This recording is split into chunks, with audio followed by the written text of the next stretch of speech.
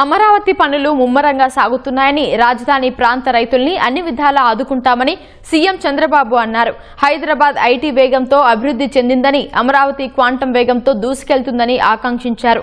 కేంద్రం ఆంధ్రప్రదేశ్కు అన్ని విధాలా సాయం చేస్తోందని ప్రశంసించారు. ఇక్కడే రైతాంగాన్ని అన్ని విధాలు ఆదుకుంటాం. ముమ్మరంగా పనులు అవుతున్నాయి. మొన్నటి వరకు స్లోగా ఉన్న పనులు స్పీడ్ కూడా పెంచాం, ఇంకా కూడా గేర్ పెంచుతాం. ఒకప్పుడు హైటెక్ సిటీ ఆ బిల్డింగ్ ప్రారంభోత్సవం చేసిన వ్యక్తి వాజ్పేయి గారు. ఇప్పుడు అమరావతి, అప్పుడు సైబరాబాద్ ని మీరు చూస్తే ఆ రోజు హైటెక్ సిటీతో ప్రారంభమైంది. ఇప్పుడు అమరావతిని మీరు చూస్తే క్వాంటం వ్యాలీతో ప్రారంభిస్తా ఉంది.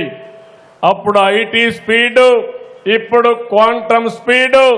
కాబట్టి మీరే ఊహించుకోవచ్చు రేపు డే బై డే ఏ విధంగా మార్పులు వస్తాయో అవి చేసుకుంటూ ముందుకు పోతామని తెలియజేసుకుంటూ, ఇంకొక పక్క నేను కేంద్రాన్ని మనస్ఫూర్తిగా అభినందిస్తున్నా. అమరావతి, పోలవరం, విశాఖ స్టీలు, హైవేలు, పరిశ్రమలు ప్రతి విషయంలో కూడా నరేంద్ర మోడీ గారు పూర్తిగా సహకరిస్తున్నారు. కేంద్ర ప్రభుత్వం పూర్తిగా సహకరిస్తా ఉంది.